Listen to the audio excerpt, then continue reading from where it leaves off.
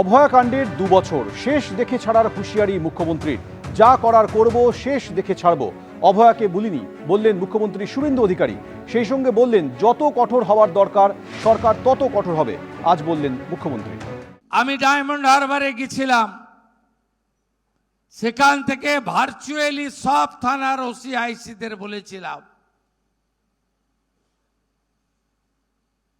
যে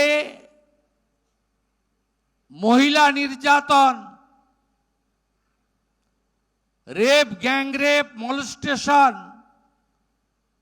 এবং পস্কের আওতায় যে সমস্ত শিশুদের উপর অত্যাচার, এক্ষেত্রে কারোর ফোনের জন্য, নির্দেশের জন্য অপেক্ষা করবেন না। যা দরকার তাই করবেন, কেউ হস্তক্ষেপ করবে না। তারপরে কয়েকটা ঘটনা ঘটেছে।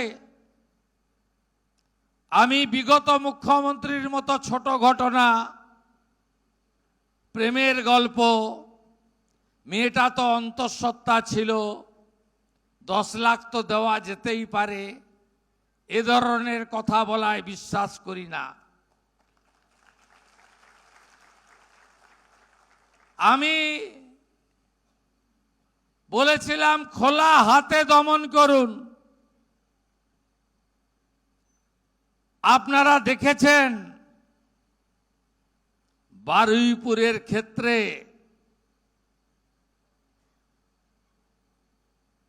পুলিশ যা করার তাই করেছে। এখনো অবধি কতগুলো বুদ্ধবাবু বা বিগত 15 বছরের সরকারের সময়কালে পানিশমেন্ট হয়েছে, অথচ কার্যকর হয়নি। এমন 18টা কেস আমার সামনে এসেছে। তার মধ্যে 6টা মামলা যেখানে ক্যাপিটাল পানিশমেন্ট হয়েছে, লোয়ার কোর্টে এসিজিএম সেই মামলাকে চিহ্নিত করেছি। 6 জন স্পেশাল পিপি অ্যাপয়েন্ট করেছি। মুখ্যমন্ত্রী বললেন যত কঠোর হওয়ার দরকার সরকার তত কঠোর হবে। বারুইপুরে পুলিশ যা করার করেছে। তৎকালীন মুখ্যমন্ত্রী অভয়ার পরিবারকে 10 লক্ষ টাকা দিতে বলেছিলেন। অভয়াকাণ্ডের 2 বছর পূর্তি অনুষ্ঠানে বললেন মুখ্যমন্ত্রী শুভেন্দু অধিকারী। তদন্ত হবে, বিচার হবে। বিচার না হলে তো আমি ছাড়বো না কাউকে। যারা আমার মেয়ের সঙ্গে এই অপরাধমূলক কাজ করেছে তারা মানুষই না। আগে তারা মানুষ হবে, তারপর তো ডাক্তার। তারা সবাই ডাক্তার পদবিটা পেয়েছে, কিন্তু তারা আমি মানুষ বলে মনে করি না। মুখার্জি এবং সোমনাথ দে এরা হচ্ছে লাস্ট তথ্য প্রমাণটুকু আমার মেয়েকে পুড়িয়ে দিয়ে নষ্ট করেছে। আগের সরকার, প্রাক্তন মুখ্যমন্ত্রী, তিনিই স্বাস্থ্যমন্ত্রী ছিলেন আমাদের, তিনি পুলিশ মন্ত্রীও ছিলেন।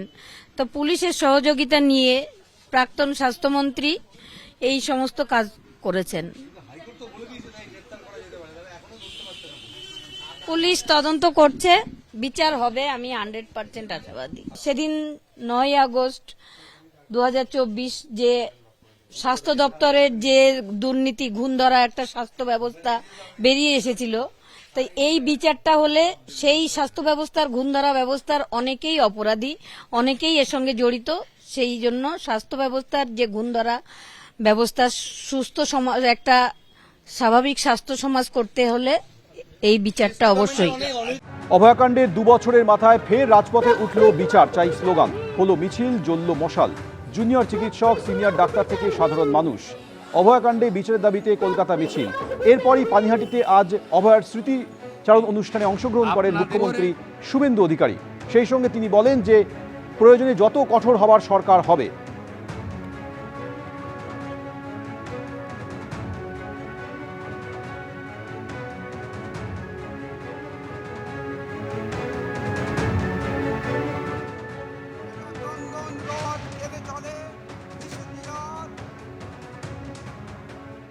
পুনর্তদন্তের ঘোষণা আজকে করে গেলাম।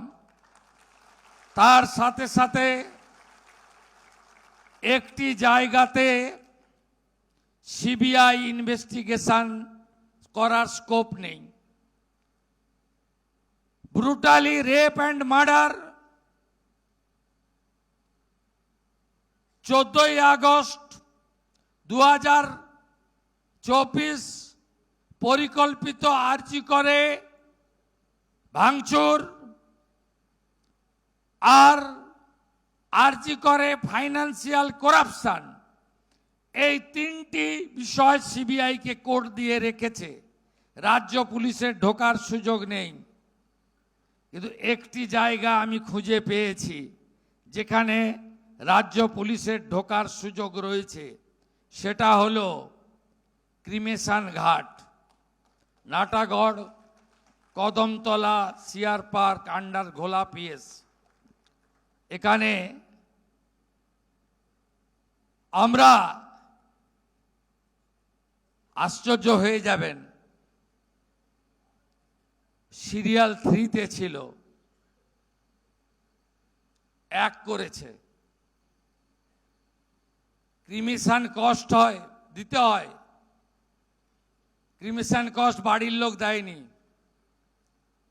সিগনেচার করতে হয় বাড়ির লোককে, any close relative, no signature. এখানে নির্মল ঘোষ, সোমনাথ দে, সঞ্জীব মুখার্জি,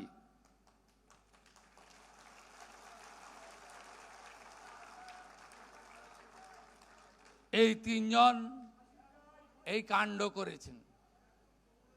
আমি সিপি আছে, সিপি ব্যারাকপুর হেয়ার, এটাতে সিবিআই নেই। Please start new case and take appropriate action.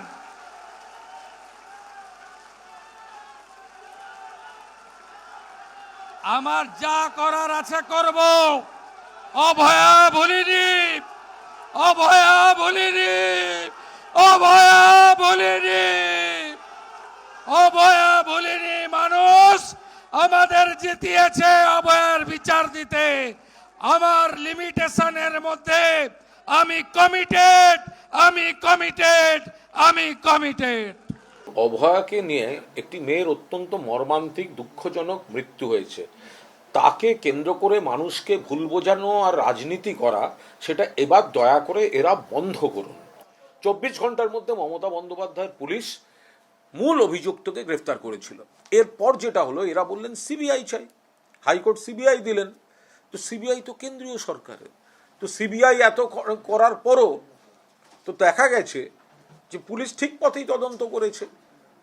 3টি আদালত, trial court, high court, supreme court, তারা মনিটর করলেন এবং সব পক্ষ সেখানে সব বলার সুযোগ পেলেন। তারপরে হঠাৎ আবার এসে ফাইল খোলা, নতুন করে তদন্ত হওয়া। ওনারা যাদেরকে ভিলেন সাজাচ্ছেন, সরকারি ক্ষমতা অপব্যবহার করে তাদের সাসপেন্ড করা। আরে আগে প্রমাণ করুন যে এই লোকটা আপনাদের উইশ লিস্টের উপর, আপনাদের রাজনৈতিক প্রতিদ্বন্দ্বীদের দমন করার জন্য আপনি কাকে দেখতে পারেন না তার উপর দোষ চাপিয়ে দিয়ে কলঙ্কিত করে শাস্তি দেওয়া। তার আগে তো আইন বলে বিষয় আছে। স্বাস্থ্যমন্ত্রী ডাক্তারবাবু জানতাম, তিনি গোয়েন্দা আমি এতটাই জানতাম না। এবিপি আনন্দ, এগিয়ে থাকে, এগিয়ে রাখে।